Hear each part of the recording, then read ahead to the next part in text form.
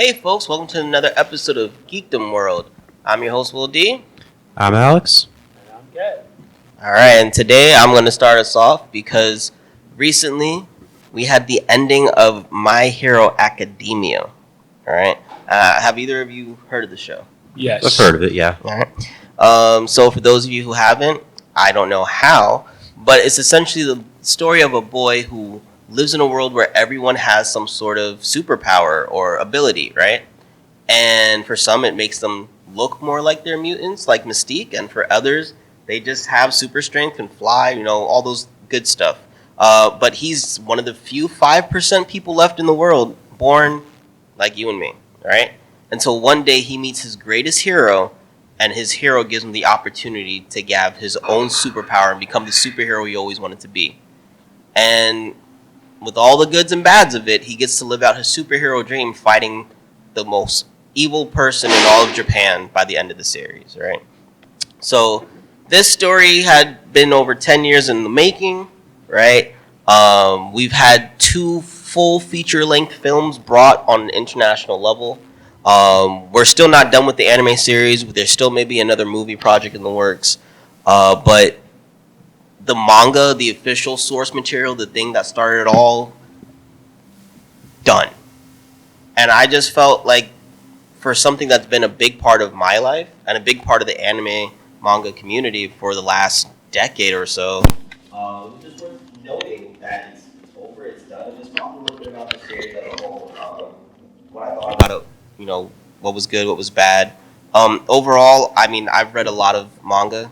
I've read more manga than I've watched anime. I think I've read enough manga where I don't even remember the name of most of them anymore. I've been reading manga by hand since I was 6, and online. I don't know if anybody is old enough to remember one manga out there, because I know y'all don't know about it like that, but like that was the website to do your illegal reading across the board. In fact, the reason it shut down was that it got so popular that the actual publishers were making friends with it and eventually asked them to stop, and they were just like, out of respect. Because at one point they were giving them the stuff to translate to build an audience and fandom for themselves in the West. That was their plan the whole time. The whole time. And it was cool. It was great. They had the greatest forums where everybody got to know each other. Like, it was, I know for me, I grew up in a time when people into anime wasn't as big, especially people of color. So it was one of the first places where I found my group. Everybody wasn't even from where I'm from, but I was able to talk to other minority folks, not just black, but just in general, other Americans about anime and find like a home, on the message boards. So for me, these series that kind of bring people together that enter, a series like My Hero is definitely polarized within the community, but I know a lot of people who it got to join. This is the first series for a lot of people, like Naruto, like Dragon Ball for others. Like, this was a big series, I'm going to talk about it in our next episode, but I don't know if you guys have ever heard of the Big 3. Oh, yes. Right? And I don't know if you know the term or whatever, but that particular term has, it has a very specific meaning, and that's why I'm going to get into that in another episode. But, when we talk about generational Big 3s, because I mean, you've seen it in the NBA. After that, and it's not the first Big 3, but the biggest Big 3 I can think of was actually the Boston Celtics, is where I started hearing the phrase coined, right? And now they talk about the Big 3 on every team. Essentially, this is one of those, My Hero is one of those Big 3 of its generation. So the series overall, I have to give the manga a 9. Generally, just because I feel, although the start story-wise was good, the art was really hard to get through. Like, I know when I was originally reading it, the reason I stopped reading it wasn't because I didn't like the storytelling. It was that I hated the art style. And it got progressively better. I think when I was able to start rereading it again, they were probably in the second or third story arc in the middle of, one of the hero trials kind of a thing. Or like the first examination for heroes. When the Nomu break into UA Academy and they have to fight them off. That was the first time I could really go weekly and not be like, I don't want to get through this. I had to watch the first part of the whole thing as an anime. That many years later, because I just could not get through it art style wise. They have a lot of. I think this series, unlike a lot of others, has a lot of really memorable, well written out and flushed out characters. And I think what makes it impressive is that it doesn't happen immediately, right? So for a lot of people, Naruto, right? The main character is the name of the show, right? You definitely understand the storyline of his teammates and cellmates, right? But especially through the 2 years of fillers, if you didn't get a good grasp, and I feel like a lot of people did, of all the other ninjas in his age group, right? The background of Neji and his storyline with, his cousin and, their clan hatred, right?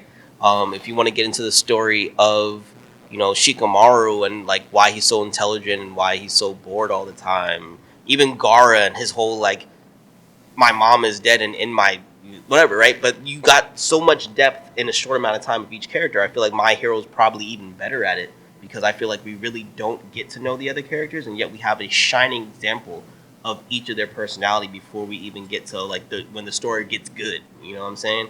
So like you care about every character. I think there's one character who people either absolutely love or hate named Mineta because he's the ultimate perv. I feel like he's like the best example of. I mean, every anime I know has a good perverted character trope, and he was so good at being bad that people hate him. Like they were trying to get him written out of the series. They hated him so much. So I loved him. I thought it was great. Like the fact that he could emote that from people, and he's hardly actually a focus of the story at all. He's 100% a side character. So it's just it's a really good thing. They have a storyline with a guy who is killing heroes, in fact, because he just doesn't think they're good enough heroes. I'm like, huh? And it made a lot of people think of like, a good anti-hero and stuff like that. So I feel like they did a really good job in developing the characters, spreading them out. The main character has this great power of super strength and like various ways to utilize it, and then develops more powers along the way, but it's the fact that he was powerless, right?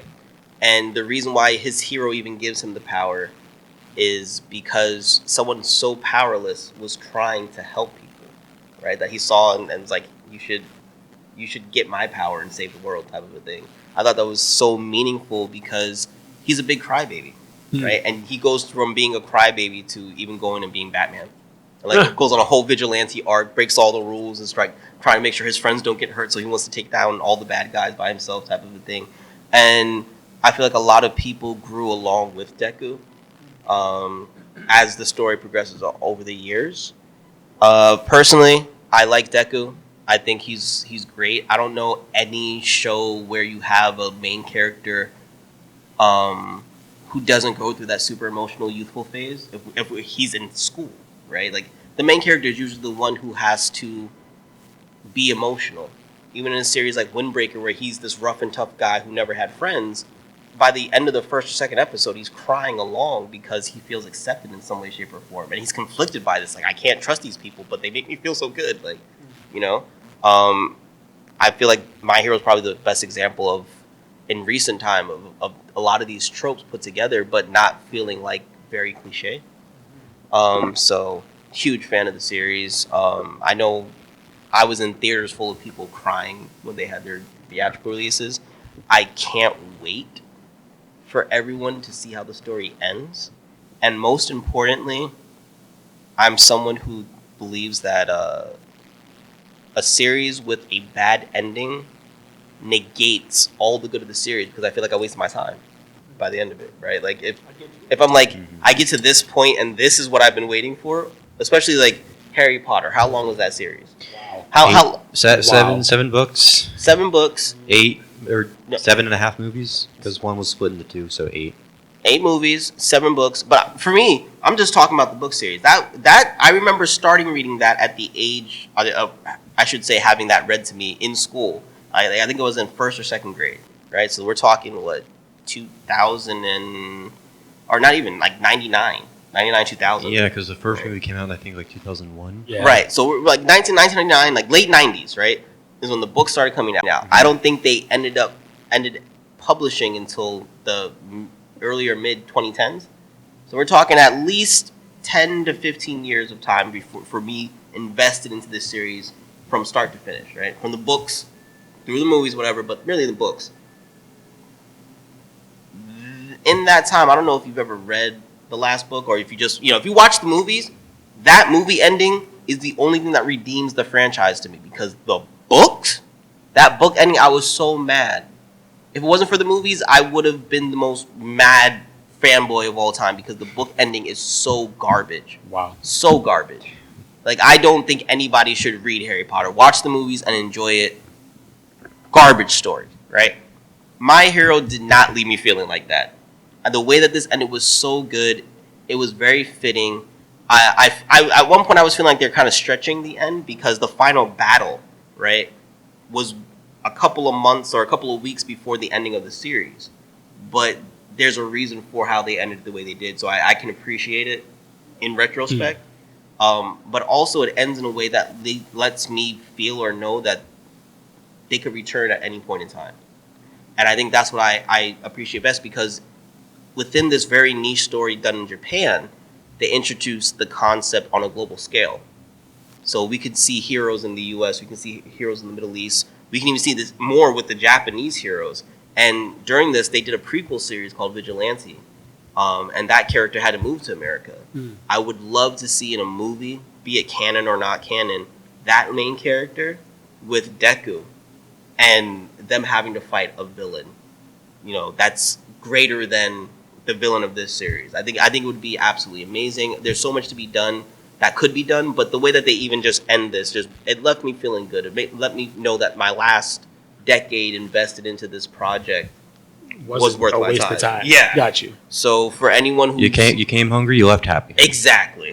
So anybody who you were wondering about the series, because I like I said, it's very polarized in the community, because people either hate the fact that there are a lot of tropes or love the fact that they pull it off correctly. There's certain characters, like I said, like Mineta. You either hate them or you love them.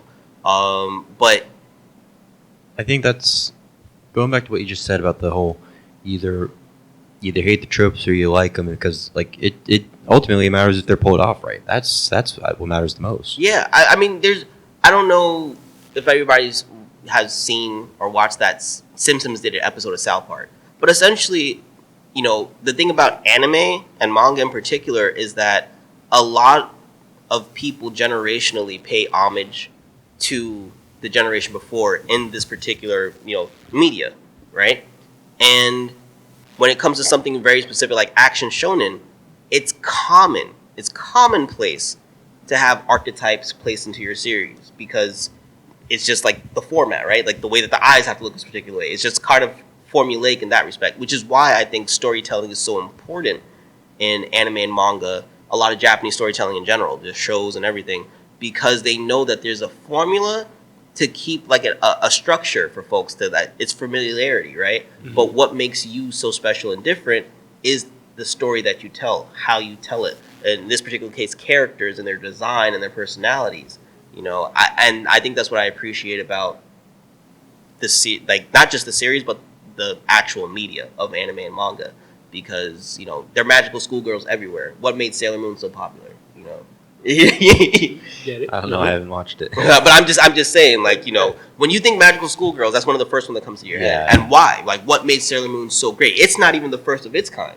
It actually pays homage to a series predecessor to it. You know what I'm saying? But like, it stood out amongst its peers. Right. It got from manga to animation in a time where not everything got animated. So what was so special about it? What makes it resonate with people today? And that's something I feel we can say about My Hero.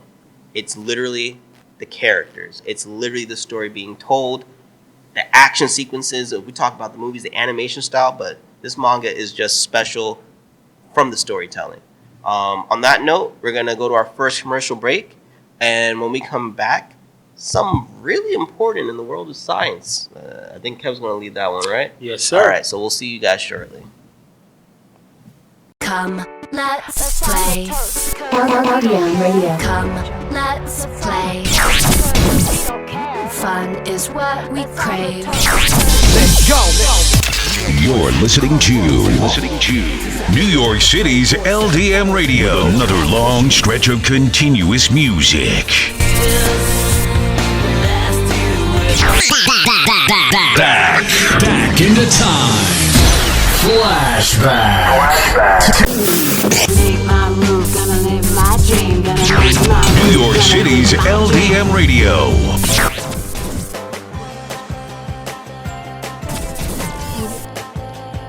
The best radio station in the world is right here, right now. All right, and we're back. So, Kev, what is this discovery in science that we should all know about? Well, it's pretty important. It's pretty big, and it could possibly, it has the potential to really help us move forward leaps and bounds in this particular area of research in science. It's blood testing for dementia. Okay, what about it? Well, as it turns out, you can actually do a blood test for dementia, and they have the potential of finding the gene in you early on. So, is it that they're like? Because I was looking into it a little bit. So, is it that they're discovering like, oh, you have the possibility of getting dementia, or is it that like you know, because of what they're finding in the genome, they're like, you're probably gonna get it, and they can, you know, because they said something about like it has a 90% success rate of like determining whether or not you will have dementia as opposed to 75. But is it kind of like you're just genetically outletted for it? They could be like, no, you're gonna have it by a certain age, so you should start prepping now. Well, I don't think that they can actually like pinpoint and say you're going to, but I think if they find the what's the word you used earlier? The gene in you early, then they say it's a potential. Like you have the potential to have it, and you can start taking precautions now as opposed to waiting. Because it said that the blood tests are about 9% accurate. Yes. But the specialists, like if you go to see a general practitioner, the specialists, they're only calling it right at 72%, which means you know everybody who's kind of getting this blood test work done is pretty much being like finding out yes or no. And they're also going to tell you that the blood work itself is not enough for the results. Okay, so how else do you find it? They would that blood work would have to go along with other tests, like such as the MRI, a CT, or a PET. Okay. And then with those in conjunction with each other, then the accurate reading would be like you said, 99%. So it's like going in for a physical, but asking them to look a little extra. Yes. Right. Like okay. I mean that sounds. So what do they? I mean, is this? If let's say I go to my doctor's office, what do I have to say or ask for, or like what would let them know that I need that extra? What you would just ask them, can I be blood tested for dementia? You just ask them straight up for it. And that's it. It's not called anything special. Well, they it depends. Well, because it focuses on the abnormal protein called, I might pronounce this wrong, but it's called p-tau 217. That's the protein that they focus on and they look for when they do these tests. So that's pretty much what it is. Okay, cool. And you normally a general practitioner can. Yes. Okay. And the most common test is called is for cognitive changes. It's called the mini mental state exam. Oh, so it's called MMSE. So I should ask my doctor for MMSE. For MMSE, yes. Okay. All right. Cool. Yeah. I mean, I feel like from what I know about dementia, you know, they usually when they find it, they start trying to teach you techniques to kind of delay its effects. Yes. So I guess the earlier you know you could have it, the more time you would have to use the techniques. I mean, it's not a cure-all. No. But at least, you know, instead of you starting to lose everything at 60 and 70, you could make it to 80 or 90. Exactly. It's just like delay. It's just kind of like a delay. I mean, it's a notification. It's like, you know, this isn't like cancer where if I find it stage 1 and go through chemo, there's a good chance of me getting rid of it, right? Like they still haven't cured dementia or have anything close to fighting it at that level to get rid of it. Right. You know? Besides experimental things where sometimes it works, sometimes it don't. But like, if I know at 25, right, that I could be highly prone to getting dementia, essentially, if I start doing mental exercise at age 30, will it be preventative and like kind of like in the fact that maybe it won't affect me? Will it be, and then maybe that's the cure, right? If we start doing these, exercise, whatever, earlier, perhaps it doesn't get to us, or will it be something that could at least increase my lifespan, which, a lot of people will drink wheatgrass and eat this, whatever, for an extra 2-3 years, let alone something that could keep me cognitive, right? Keep me in my head and together for 10 to 15. Like who desires to be that person in the bed where you're in and out of where you're at, right? You're not whatever. No one wants that. I think to some degree we've all either have a relative that we know personally or have a friend and it's sad to watch because you're slowly watching somebody lose who they are, let alone their life, but just like, someone who's ill can at least die as themselves. This person's trapped in the past, trapped in their own body. Yes. So something that could give you 10 more years to be you. Is that not worth it to know ahead of time? No, that's a very big deal. I think that's amazing that, and then now to know that it's something that's very simple, right? Because, I mean, if you've gone into a hospital, let's say you even, you might have banged your arm too hard, it's bruised, let alone you broke it or whatever, you've gotten a CT scan, you've gotten blood work done. So, like, now that they're onto it, like, hey, we do our basic ER emergency scan on a whatever, we can also figure out if you're susceptible or prone. Exactly. And at a 90% rate, it doesn't mean that 90% of people are going to get dementia. It means that they're accurately telling if they will. So you'll know for yes or no. Like you can, at a 90% success rate, there's still, 10% big when we're talking about something like this. But even still, as opposed to 72, you can accurately tell me if this is something I should be concerned about. Yes. Yeah, especially if you are, like I said, a lot of us have relatives with this. It's not every relative, but if it's in the blood, if it's in the family, it's in your blood somewhere. Yes, I do have members of my family who have suffered from dementia or dementia-related. Yes. Yeah. So I have been concerned that eventually, maybe my father might get it, maybe I might get it. Right. So I mean, it'd be so. Imagine you go and get this blood test, and they're like, "Nah, bro, you find out now, and you start doing the exercises now. Right. It could, what I mean? It could really prolong that from. I mean, the fact that they're accurately telling, especially your father's older than you, him knowing now could be 10 more years you have with him. Exactly. You know what I'm saying? That's true. Without you may even have more time, but it's 10 more years you have with him, not him trying to figure out which not a shell today, of him, but you know what I'm saying? So this is great news to find out. It really is. It really is. Now this is easily accessible at when you're going for your regular doctor's visit. Yes. Yeah. Or I used to work in a hospital. Everything that he said here, it sounds like you get the blood work done, right? You normally would get blood work done in general. There are people who go and instead of going to a free clinic, go to an ER to get the blood work done, right? You go and they have the MRI machines, the CT scans, PET scans. So, you can schedule an appointment with the radiology unit and pretty much get this done at a local hospital usually. I worked private hospital, so maybe public hospital is just not as easy, but you go to, any private hospital, I know doctors' offices that will at least, if they don't have the full setup, they usually have a MRI machine and blood, they do your blood test, right? Whatever. Most doctors could probably get this done on a basic level for you. I'll be honest. I'm 26 and I'm still scared of needles. I'm still scared of seeing my own blood.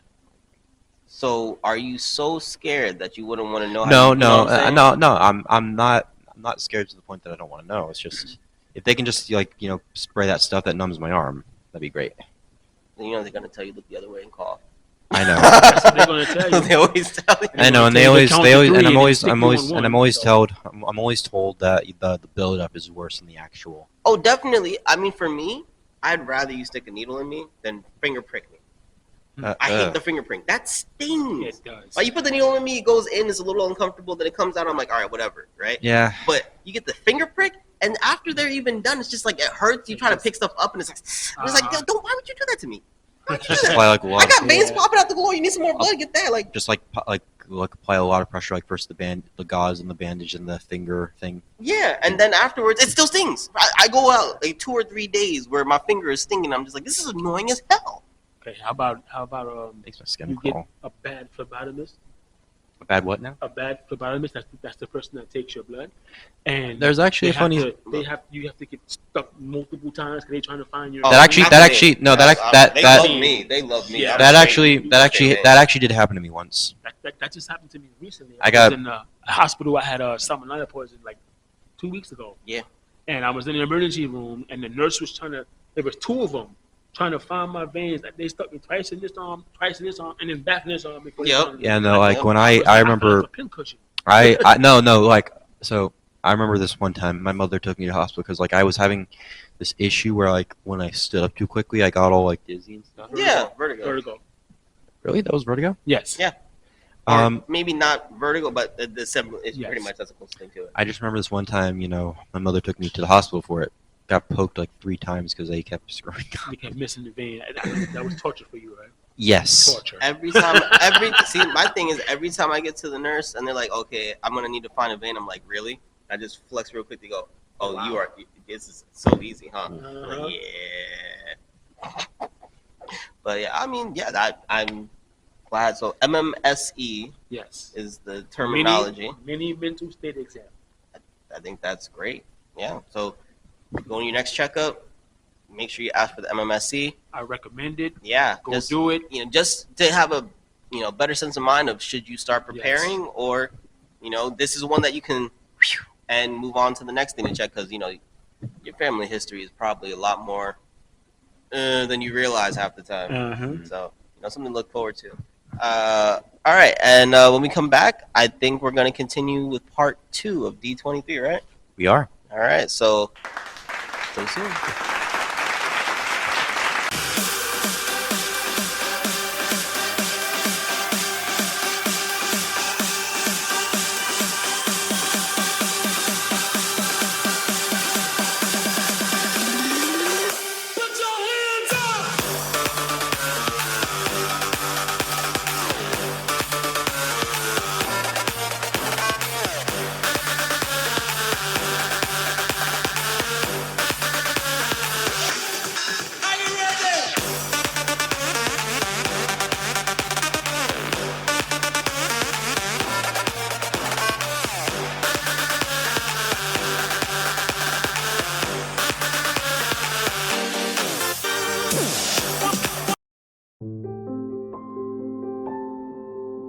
Hey everybody, I'm Lil D. I am Javier Luis. I'm Alex Polanco. I'm Apollonia Cruz. And I'm Kelly Cooper. I am Shirley Phillips. I am Emmanuel Anzule. Do you know 1 in 4 women will experience domestic violence during their lifetime? And domestic violence and abuse can happen to anyone, regardless of gender, race, or other factors. 2 out of 3 homicide cases are females who were killed by a family member or intimate partner. As domestic violence victims, they face high rates of depression, sleep disturbances, anxiety, flashbacks, and other emotional distresses. And without help, witnesses of domestic violence are more vulnerable to become abusers themselves, thus continuing the cycle of violence in the next generation. Hello, I'm Charles Laloma. Join the LDM Network and Safe Horizon and take a step into changing these facts. So if you are or know someone that is being abused, please call the City Domestic Hotline at 1-800-621-4673. So that is 1-800-621-HOPE. Speak up, speak out, and make a difference. And just know that you don't have to deal with this alone. There is help.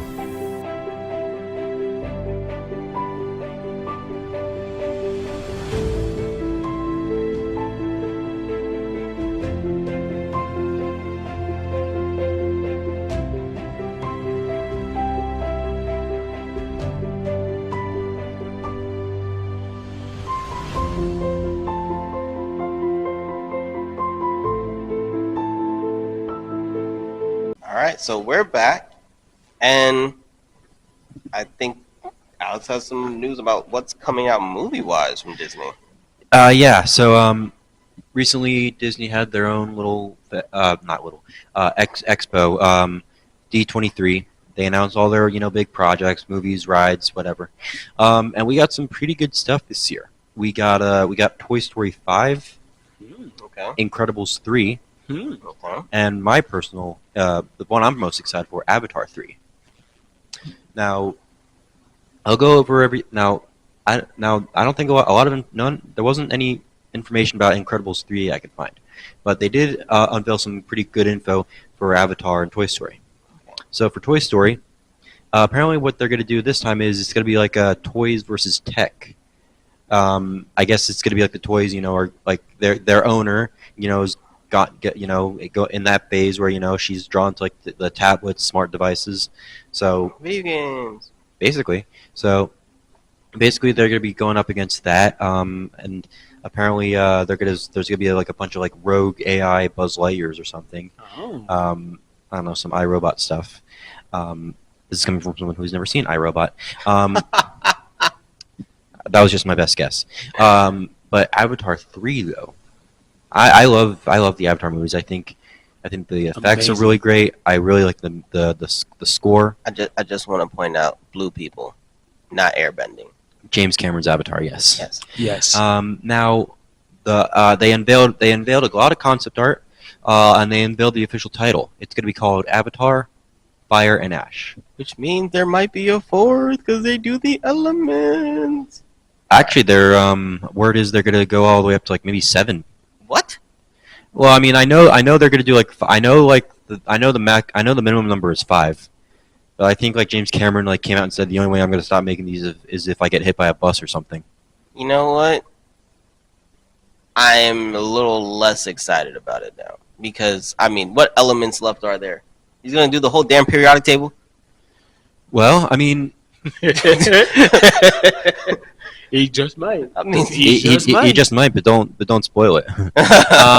But no, like so, like in this one, apparently, like what we know so far is that this time they're gonna visit a Na'vi tribe that's I guess more fire based, and like there's gonna be like evil Na'vi this time, not evil avatars, but like actual like Na'vi tribes that are like the bad guys, not. So it's not. They're not fighting the humans again. They're not. I mean, I'm sure they are. They'll come into that one, but I'm sure they are. And honestly, Quaritch might just team up with this new tribe and this other tribe to get the humans out. Yeah, it's like I don't like any of you guys, but I really don't like this guy more. So, hey, I'm blue. You're bluish. Let's beat those guys. Yeah. I'm assuming Fire Na'vi have to be a different skin tone a little bit. Yeah. Maybe. Like the Water Tribe. Yeah, they have different builds to them. Yeah, no, like it's like the Earth Tribe or the. Damn it. I'm trying to remember the names. Oh yeah, the tribe in the first movie was the Omaticaya. They were all they were blue. They were more agile. They were more they could climb trees and stuff like that. So they were more I mean, they were low key alien Native Americans. And then the second film was they were called the Metcaina, and they were more like a ocean green, ocean blue. Pacific Islanders. Yeah, and they they had I think they had like webbed hands, maybe even webbed feet. They were like able to swim, like. So obviously each tribe is gonna have like its own like physical differences that make and to make them adapt to the elements. So I'm sure like this fire tribe is gonna be like maybe they'll have like bigger nostrils to like inhale, exhale. Like I'm thinking they're gonna be like a darker blue. Actually, I think they revealed concept art like when they announced it all. From what I saw, they looked like they were kind of like a gray, like a light. I'm thinking like they're in a place kind of like an ash gray. Yeah. That's what I'm like. They gotta be a different color. There's gotta be something because I mean it's fire, it's heat. I mean look at us, right? Land of cold, land of hot, genetically. You know what I'm saying? Like same thing, but different tone. Now what? I did. There was some other concept art released recently. Apparently in the movie they're gonna have like it's a new species of alien monster like like the equivalent to the flying things or the whales. This time first you had the Leonoptrix, the giant thing that he controls and unites all the tribes. Then you have like the Tulkun, like which were the giant whale monsters. Now Cameron has unveiled like this it's kind of like this like giant space monster jellyfish, like something out of like I don't know, like Lovecraft or something. Sounds like it should have been in the last joint. Jellyfish. Well, I mean, like, yeah, but at the same time, it's not like a water-based creature. It's like a sky-based creature, which I guess gives it a little more, which I think. Whose acid trip was this? Honestly, if you want to know how, very good question. Honestly, if you even want to know like where James Cameron came up with the ideas for any of this, from what I read, like he just had like a dream one night while he was in college, and like in the dream it was all about like he just had a dream of like and there was like a. It was like more like a trip. I'm telling you, this is like Alice in Wonderland, right? Homeboy was dead, just on some mushrooms, watching, Pocahontas, and was just like, blue people. Well, it's funny you say that because that is one movie that like everyone's like, oh, the Avatar took this from.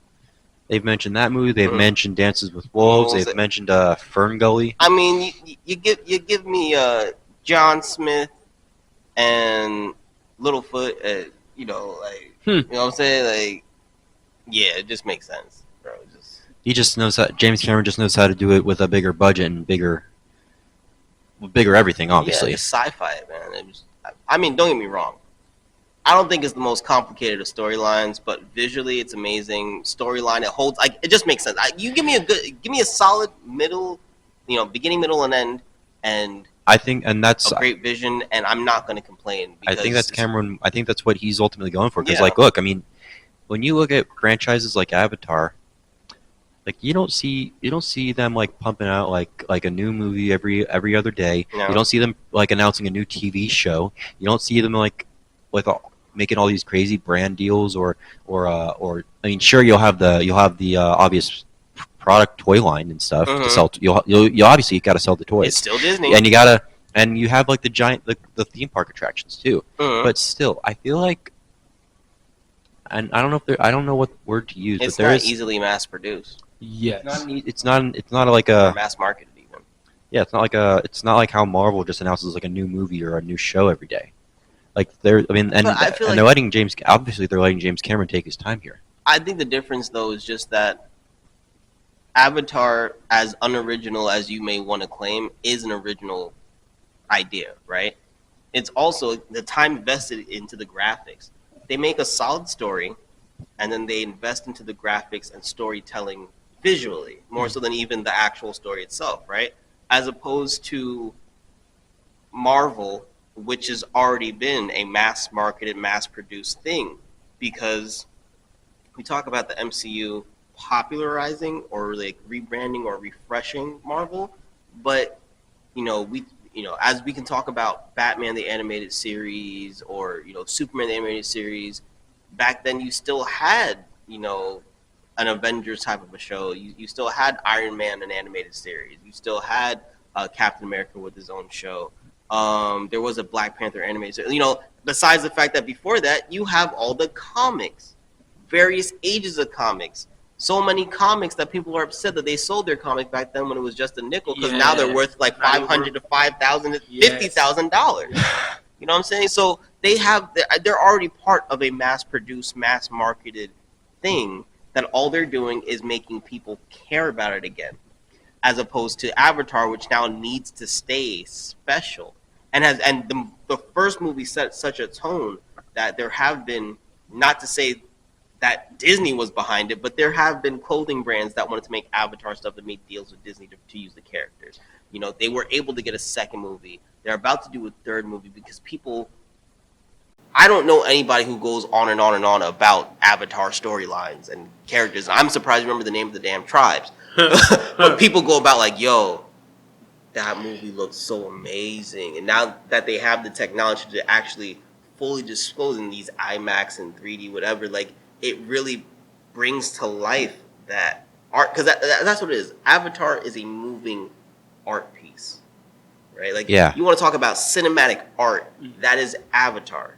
Everything about the world, like when we talk about world building and storytelling, we're normally talking about the script, the character development. No, when we talk about that, we're literally talking about the world that they have put on this screen in front of us and how amazing they do that. Amazing. So, I don't want to take away from the fact that it's always hard for a movie or for a project to have a solid beginning, middle, and end.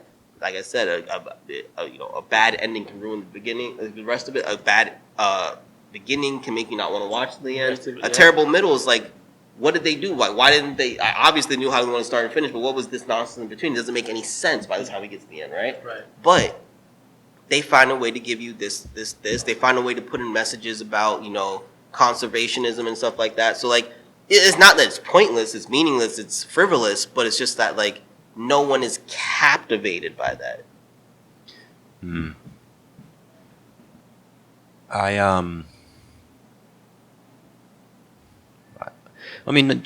James Cameron is obviously a once in a lifetime filmmaker. For sure. So honestly, has he ever made anything that was like considered like a flop or bad or like? I don't think he's ever made anything that's a flop. I don't think so. Not that you know what? I don't think he's made anything that's a flop after Titanic. I don't know much of his work prior to that, to be honest. I mean, all I really, the only thing that's come to mind pre-Titanic are Aliens. Aliens, the second one. The second one, right, which did box office good, whether or not it's a fan favorite. I actually think it's considered like the best one. That's what I'm saying. I'm just saying. I know for a fact that he killed him. Then obviously the first two Terminators. Yeah. So he did work on.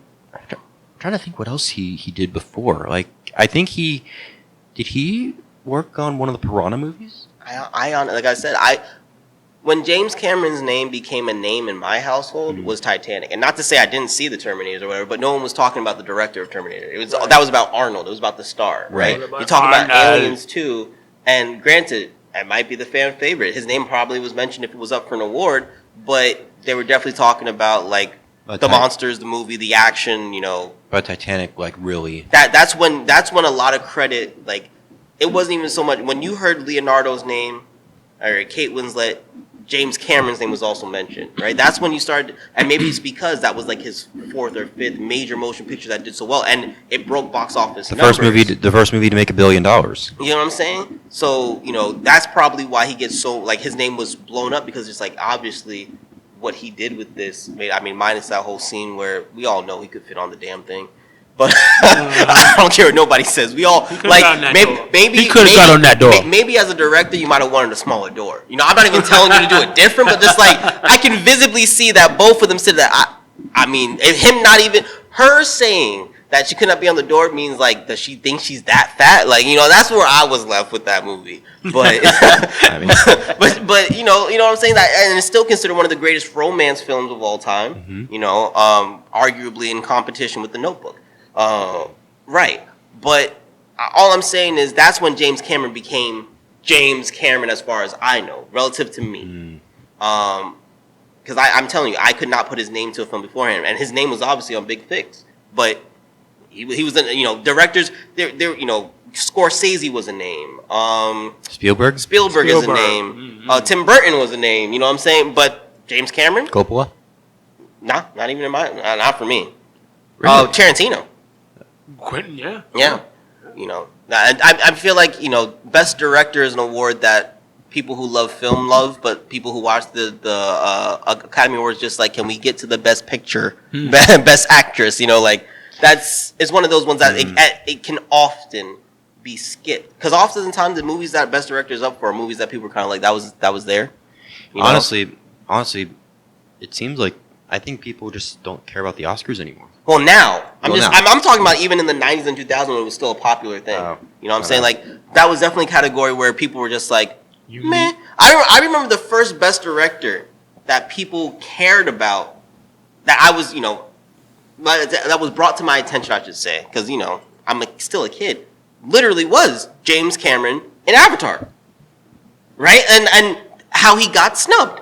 By his ex-wife, right? For The Hurt Locker, which people are like, we didn't even see that movie. So yes, yeah, that was the first. Either that or the fact that Scorsese kept getting snubbed. Like that was another thing that kept getting out there. So yeah, beyond that, not much for talk about Best Director or Best Directed films in my life personally. But on that note, now is. When we come back from commercial break, you're not going to see us. This is the first week you're going to meet the vloggers to our show. So if you are someone interested in being a part of this show, you'll see what opportunity is for you right now. So we'll catch you after a few breaks, and tune in to the first segment of Geek Speak.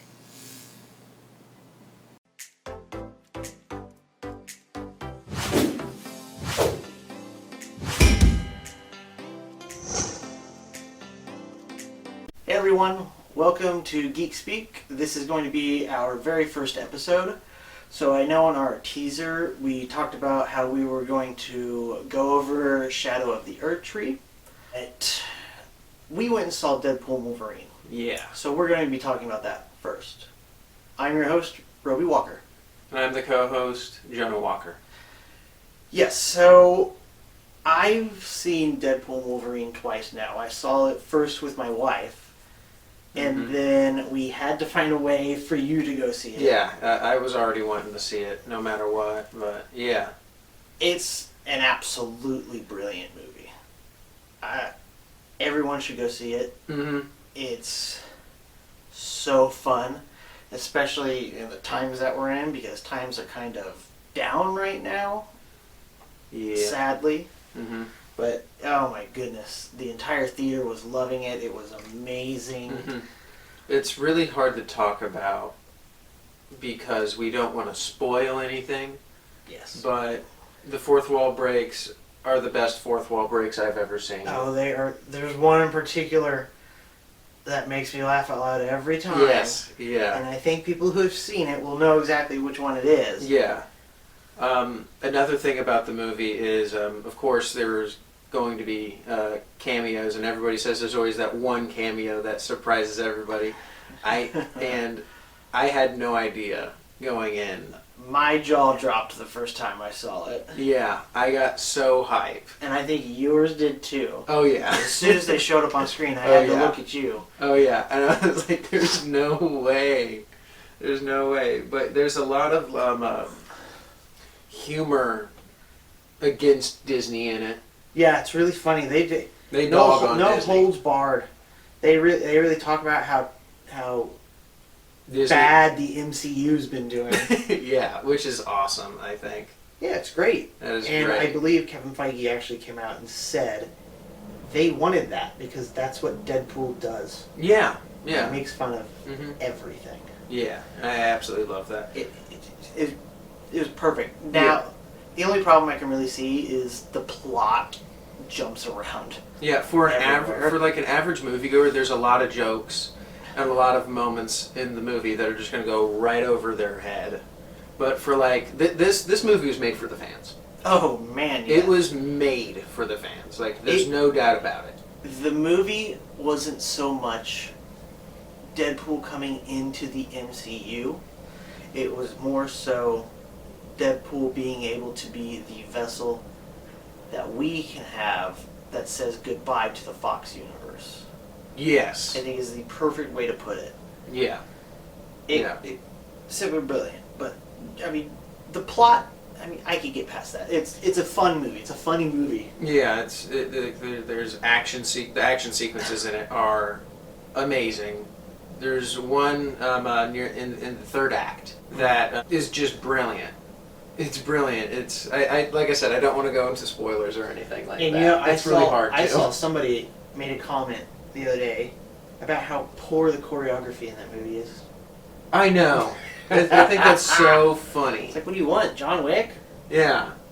I mean that's top it's tier cheaper, choreography. but that is cheaper. It doesn't require a bigger budget or anything like that. But with how Disney has been, they're wanting they didn't want to take any risks. And I know that there are some people I've seen upset with the end credits scene.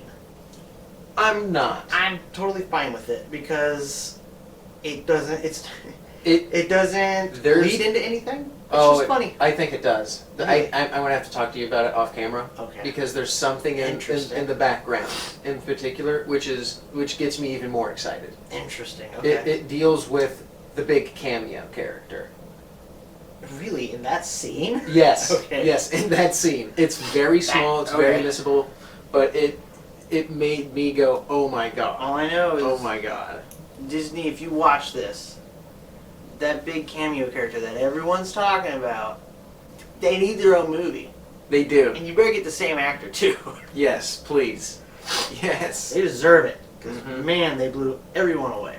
Yeah. That's about all we're going to say about Deadpool and Wolverine, because that's all we can talk about. If we were able to get into spoilers, oh boy, we could probably have an entire hour-long episode. Oh my god, we definitely would. We definitely would. Oh. Go see it. Go see it, please. Support your theaters and support things that you love, because you will love this movie. No doubt about Movie it. theaters are beautiful. So that'll wrap up what we're going to talk about with Deadpool and Wolverine, because we wish we could talk about more, but we can't. So, Shadow of the Erd Tree for Elden Ring. It's first expansion. I don't know if they're doing any more expansions. I've seen things saying that Miyazaki says they're not, and I've seen things that says Miyazaki says, yeah, just not right now. But to be honest, Miyazaki's not very well trusted when it comes to these things. I mean, he said that Shadow of the Erd Tree was going to be as big as Limgrave. It is and not. It's definitely not. It is not, in fact, the size of Limgrave. Well, he said at least the size, so I guess he's right. Yeah. So, speaking of the size of the map, we're going to talk about the size of the map. Yes. It's huge. It is ginormous. It is an expansion. It's not a DLC. It is truly an expansion. Yeah. I do have some problems with the size of the map, though, and that is that, like normal Elden Ring, sadly, a lot of the areas are very empty. Yes. Such as, for example, the Cerulean Coast. There's nothing there. I think there's a mausoleum, a dragon boss, and a demi-human boss. Really? I didn't know about that one. Yeah, you get the Starline sword. Oh, yeah, that's right, yeah. And that's probably the prettiest area they've made, in my opinion. Oh, it's so pretty. Yeah. The red flower area is also really pretty, too. Yeah. I can't remember what it's called, but I think it's like Caius Gray, I don't know. Yeah. But, yeah, one of the problems is there are areas like Cerulean Coast that have very little to nothing. The worst one is the Abyssal Woods. The only thing in the Abyssal Woods is honestly, I think, Midra's place. And that's completely optional, isn't it? Which is it is completely optional. Which is completely optional. Yes. So sad because the concept of the Abyssal Woods is honestly really cool. I know there are people out there that are upset with it because it might come off as a little too hard for them. Are we able to talk about spoilers? Oh yeah. Okay, cool. Spoilers for this. Cool.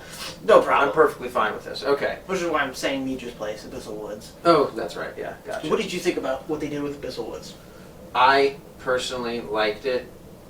I think it makes the Abyssal Woods a lot more memorable, because if they were just to copy and paste enemies here and there, killable enemies, there would be nothing to it. There would be absolutely nothing to it, and I'm actually happy they made an enemy in the game that is an actual threat. Oh yeah, right. It is an actual threat. I can't remember the names of what they're called. I don't know, but don't get us wrong. There are clearly enemies that are threats. Divine Beast Warriors. Yeah, Divine Beast Warriors. They're pretty difficult. And near Arlene, they're the worst. Yeah. But with these, I mean, there's a special way you have to kill them, and I think that's absolutely amazing. Yeah. That's never been done in a FromSoft game before. Yeah. It's fantastic. Especially in the way that it's done. I mean, it goes back to parry. Alright. So, happy to see you again. I hope you guys enjoyed that first episode of Geek Speak. We're going to be seeing more of the vloggers talking about various subjects, but you're going to meet the current ones that are on cast over the next few weeks. And they're going to be talking about subjects, as you see, opposite of what we're talking about in the episode. So there's going to be something added in. We are looking for one more vlogger to join the crew. And again, we are looking for a female panelist to join, or rather replace me here, to be honest. So if you are a female fan who's based in New York and you like anime, manga, cosplay, that sort of a thing, feel free to message us on the Facebook page, XY101, and we'll see about getting you in to join the crew. We're waiting to hear your call. Well, message, because if it's a video call, I'm not picking up. I don't know you yet. I tried something funny and it didn't work. But please, we'd love to have you. But yeah, so some stuff that I recently heard, and we were talking a little bit about this off camera. So Tom Holland and Zendaya are like waiting a year and a day to work out a deal between Sony and Marvel on their slots, and I'm like, well, this gets me to thinking. Like, granted, we know he's completed a trilogy, right? They introduced a multiverse. He's almost, or I think at this point he's supposed to be like forgotten by just about everybody except for maybe Doctor Strange. Well, like I think it's like nobody knows he's Peter Parker, and some might. Maybe Doctor Strange will still remember. Yeah, I think Doctor Strange is the only person that might have a clue to who he is, as the whole who he was or has been in the storyline so far. Nick Fury might. I mean, I think he was still in space when No Way Home happened. That is true, but I think this happened on a multiversal scale or universal scale, right? Or something Okay, like maybe. Yeah, so maybe I don't even. Again, it's magic, so there's always a loophole. But if that's the case, right? Like, do you feel that there's room to replace Spider-Man? And if so, let's say the deal for whatever reason doesn't work out, or let's say Tom Holland gets on his I want to be an actor and gets out of superhero movies. Who would be your next Spider-Man? I mean, like just to recast Peter Parker, or like somewhat like another Spider person. Like I said, like, so we've introduced the multiverse, right? Which means that we've technically introduced the Spider-Verse. Okay, so you're saying like Miles Morales. It could be Miles Morales. Ben it could Reilly. be another Peter Parker. It could be Spider-Pig. Who would you cast as Spider-Man? Oof. Yeah, you see that they open the door, so I open the door. I am kind of rusty with all my other Spider people. I mean, even I've seen the Spider-Verse movies, and I'm like, oh, who's that one? Who's that one? Who's that one? Who's that one? Who's that one? But how about this? What if they just took either Tobey Maguire Spider-Man or Andrew Garfield Spider-Man, and it's about them like realizing, hey, I'm not the only superhero out there. There's a multiverse. I should go find all these other like superheroes and stuff within their own universes. They could either do that, or it could be like what they're saying is going to happen in this fourth Spider-Man movie, where he's going to be like in the battle world, in the like combined universe that Doom creates. Okay. Sure. So bring in Andrew Garfield instead, or bring back. See, my thing is, I think they both want to come back. I don't know if I want to do a franchise with Tobey, because in general, we're looking to. I mean, so Tom Holland isn't exactly young anymore, right? Mm-hmm. And yes, he's young, but I mean, like, do you see him doing 5 to 6 more Avengers movies? No. Hey, right? If they can make Hugh Jackman be Wolverine until he's 90. I mean, that's just because Hugh Jackman is a freak of nature that we all love. That man does not age. But I'm just saying, and granted, I would love to have Tom Holland to do the next 2 Avenger films, and maybe even a third if possible, because, I mean, how do you not have Avengers with Spider-Man now that he's there? But that's a whole other thing. But yeah, you know what I'm saying? Like, I would love that. The one thing about the Hollywood aspect to this Marvel thing is that you have to think about these guys are building 10 to 15 year projects, right? Within that time, a person changes how often? Now, I'm not talking just in Hollywood. I'm just saying in general, right? A lot. I don't know if you guys remember who played Venom in Spider-Man 3. Topher Tobey Grace. Maguire, right? Topher Grace. Yes. But, he was Eric Foreman on that 70s show. Mm-hmm. Mm-hmm. He started landing a couple movie gigs and decided, you know what, movies are better suited for me. I don't want to get typecasted as playing a character similar to Eric Foreman. And he leaves before that show can even finish to chase a movie career that he did pretty well on. He's had another syndicated series since then in, what is that, Home Economics. Various, stuff. But at the end of the day, he left a hit TV show, one of the biggest TV shows of its era, So much so that they have had 2 sequel series, one that flopped and one that has 3 seasons on Netflix so far, that he came back to be Eric Foreman for 1 episode and hasn't been back since. But I'm just saying, like, any of these actors at any point in time, shoot, Andrew Garfield himself, right? He, wasn't liking the route they were taking after Spider-Man 2 and just didn't show up for a meeting, and so they canceled a whole franchise on him, right? Like, essentially, you have to also trust that these people on a whim don't get tied up with other projects, don't get hurt, don't, let's say because they're only stuck doing Marvel, feel emotional because of the typecasting and the stuff offered to them, or the fact they're not offered anything else because no one wants to take a chance they can do more. And there's so much there's such a volatile situation to invest 15 years on a project, right? That you have to include the fact that you may have to recast, right? So I don't think I'm going to go back old on people who've proven that they have ups and downs on these projects. I think Toby was just more so they didn't believe that he can carry it further because he was aging out, and then the fact that he wasn't interested. He's always seemed to be interested. I think at one point he had moved on past the character because he was getting typecasted, but it wasn't like he never had love for it. That's why he came back for this one. Just, should they be leads? Should they be the Spider-Man? Them coming back and doing what they did in this last movie, not being the focus but being a major part, I can respect that. Like I said, the Spider-Verse has been open, the multiverse has been open, but am I going to invest a 15-year project in people who may not be interested in this in 5, 10? The physicality, not everybody's going to be Jackie Chan wanting to do all the stunts and stuff until 65, 66 years old. Well, I guess anyone will come back for a sizable check. I mean, this is true.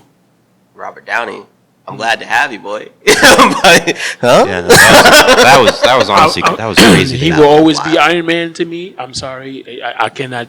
I would not accept him being Doctor Doom. You say that. I mean, don't get me wrong. He will always be Tony Stark. I think he's going to kill. Of course he is. Of course he is. I'm just waiting. I'm waiting for the official explanation, right, as to how this is being pulled off. But what I will say is that I did read an article about this because he was like, I know nobody expected this. I know Gwyneth Paltrow was like, what the hell, bro? I thought you were done. I was good with it. And he was pretty much just like, I went to have barbecue with like Disney and Marvel guys, and they were like, so we have this interesting concept. I said, I'm not sure about this. This sounds crazy, but they really broke it down, and I was just like, you know what? If I'm the guy you think can push this project forward after everything it's done for me, and after the explanation that you gave me, I think that we can really make something amazing here. Now, they brought back the Russo brothers for this. But this is what I'm saying. Robert Downey was done, right? Robert Downey, I don't care what no one says, is the solo reason the MCU got off the ground, right? Him signing on to that project, him killing that performance, him reminding people that superheroes... Iron Man, the first movie, isn't just a good superhero movie. It is a good movie. You can hold it up against any other drama that year, any other action flick that year, and be like, this stands out above a lot of them. Above most of them, right? I can only say the same about Man of Steel as far as superhero movies go, right? Like, that is a solid movie about a superhero, even the horror version of that joint of Superman when he was a kid, I forget what it was called. Brightburn, yeah. That was a great horror film. And it's a superhero film, if you think about it. That's about Super Kid being evil, right?